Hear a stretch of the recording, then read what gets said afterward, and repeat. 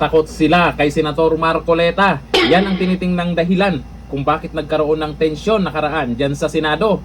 Dahil nga naman, si Senator Marcoleta ay posibleng ibalik talaga ni Senate President Cayetano dyan sa Blue Ribbon Committee. Alam naman natin nung naumpisa ni Marcoleta ay maraming pangalan na nabanggit dyan. Bigla nga lang napalitan. Ito ngayon, isa sa pinagpipilian at malamang yan talaga ang magiging chairman ng Blue Ribbon Committee kasi karamihan siya talaga ang gusto. At ito namang si Senate President Cayetano ay gusto si Pia. Pero mukhang may kinakabahan eh. Naghihintay yung karamihan ngayon kung sino yung ilalagay dyan. O ayon po dito sa post ng political note takers. Ayon kay dating Comelec Commissioner Rowena Guanzon, posibleng hindi na impeachment ni Sara Duterte ang pangunahing dahilan ng tensyon sa Senado. Malamang kasi mas matindi yung sa Maanumalyang Flood Control Project. Kasi yung mga pangalan kasi ay nandun. Nabanggit na nakaraan nung si Marcoleta. Tapos yung mga ebidensya, mabibigat na ebidensya. At ang inaabangan po kasi natin dito, yung 18 ex-Marines. Baka ipatawag sa Senado. Naku po, matindi yun. Sa kanyang social media post, sinabi ni Guanzon na mas kinakatakutan umano ng ilan ang muling pagbuhay sa Senate Blue Ribbon Committee sa ilalim ni Rodante Marcoleta. Malamang talaga.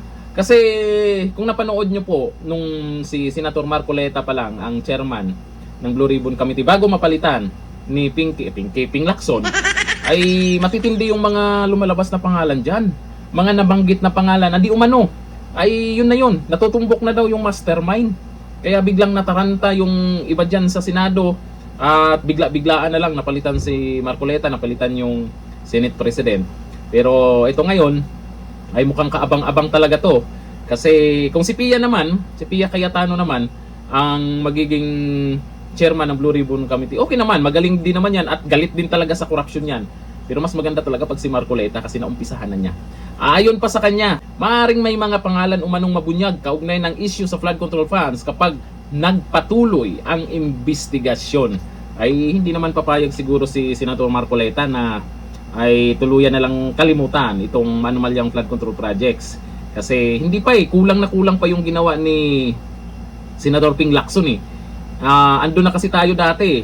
Ando na, mainit-init na talaga yung usapin dyan. Daming nakaabang tuwing live dyan sa Senado. Bigla na lang nagbago ang takbo ng investigasyon ng si Ping Lacson na. Yun nga lang, eto, mukhang nabuhayan itong karamihan ngayon at nag-aabang kung kailan nga magkaroon ng investigasyon ulit dyan sa Senado at sino ang chairman o gagawing chairman ng Blue Ribbon Committee. Napapansin nyo po, pag nag-live na ang Senado, ang dami talagang nanonood ngayon. Hindi kagaya noon. Seryoso na yung pinag-uusapan, yung mga komento, seryoso na. Yung tungkol sa impeachment, tungkol sa pag-iimbestiga, tungkol dito sa Maanumalyang Flood Control Project, panawagan nila na si Marcoleta, yung mga ganong komento, hindi kagaya nakaraan pag nag-live yung Senado. Sa ibang mga kilalang media, nakikita po natin, puro mga nakakatawang komento, nagre-react ng laugh react. Di ba ang pangit naman panuorin pag ganun yung tingin ng mga tao sa Senado? Ngayon iba Iba yung tiwala nila pag si Cayetano po ang naging Senate President. Kaya tama lang po yan. At least meron tayong abogado na Senate President. Mas may tiwala tayo na alam niya yung ginagawa niya. At eto ang nakakatakot para sa mga buhaya na pumaldo di umano sa Maanumalyang Flood Control Project. Abangan natin yan. Mangyayari talaga yan. Kahit hindi pa si Senator Marcoleta, kahit si Pia Cayetano, meron talagang mabubunyag na mga pangalan dyan. Yung nabanggit noon, malamang tuloy-tuloy yan. Yung sinasabi nilang si Tambay yung mastermind, malabo yan. Malamang meron pang dapat matumbok kung sino ang pumaldo talaga. Hanggang dito lang. Thank you. Bye-bye.